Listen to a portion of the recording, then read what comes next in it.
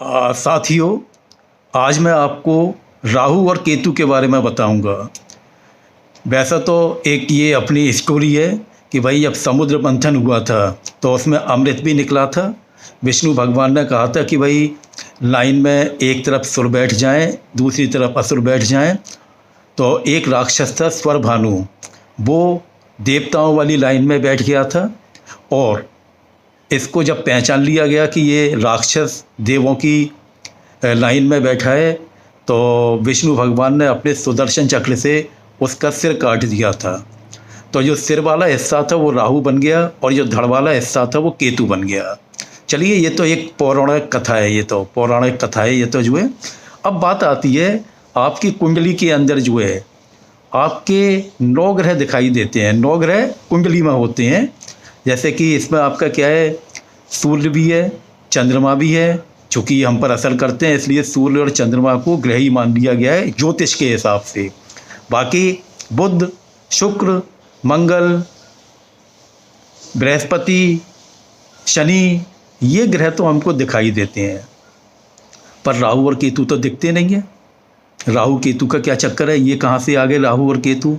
ये तो आकाश में दिखते नहीं हैं। आप टेलीस्कोप लगा करके भी देखेंगे तो भी आपको राहु केतु नहीं दिखाई देंगे। अच्छा, इसमें एक और बात है, जो आपके हॉरोस्कोप देखने वाले होते हैं वो कहते हैं कि आपका बुध, शुक्र, बृहस्पति ये और आपका चंद्रमा जो है ये आपके शुभ ग्रह हैं और शनि, राहु, केतु ये पापी ग्रह हैं। सूर्य के बारे में कहते हैं कि ये पापी तो नहीं है परंतु ये क्रूर ग्रह है। चलिए, यहाँ तक तो ये वाली बातें रही। अब मैं आपको ये बतलाता हूँ कि ये वास्तव में राहु और केतु यद्यपि दिखते नहीं हैं परंतु ये है क्या है। देखिए, सूर्य के चारों तरफ धरती चक्कर काट रही है तो निसंदेह वो एक प्लेन होगा, प्लेन में ही घूम रही है वो जो है। उस प्लेन को एक्लिप्टिक कहते हैं। अच्छा, उधर चंद्रमा जो है धरती का चक्कर काट रहा है।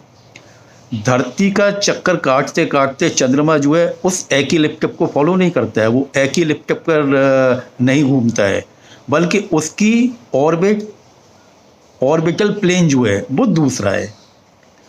एक्लिप्टिक और चंद्रमा के घूमने वाले प्लेन का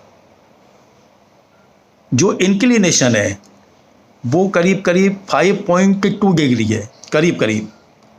मतलब बहुत ज़्यादा प्रिसाइज होने के लिए तो फिर 5.145 इतने डिग्री है, परंतु उसको हम अपने सिंप्लिसिटी के लिए कह देते हैं 5.2 डिग्री है।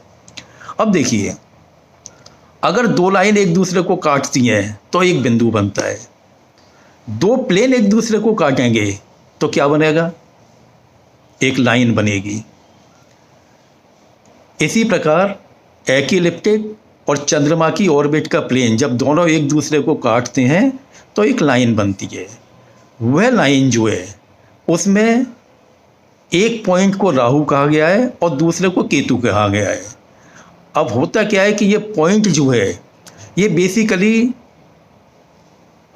स्थिर नहीं है। अगर आप पोल स्टार से देखें तो आपका धरती जो है, धरती भी चंद्रमा भी जो है वो एंटी क्लॉकवाइज घूमने में लगे हुए हैं, अपने सेंटर के एंटी क्लॉकवाइज घूमने में लगे हुए हैं। परंतु ये कटिंग पॉइंट जो है ये क्लॉकवाइज घूमता है और जब ये कटिंग पॉइंट इक्लिप्टिक के ऊपर की तरफ आता है तो उस पॉइंट को हम राहु कहते हैं। ये पॉइंट स्थिर नहीं है बल्कि लगातार घूमता रहता है क्लॉकवाइज डायरेक्शन में। बाकी सब एंटी क्लॉकवाइज घूम रहे थे परंतु ये कटिंग पॉइंट जो है ये क्लॉकवाइज घूमता है।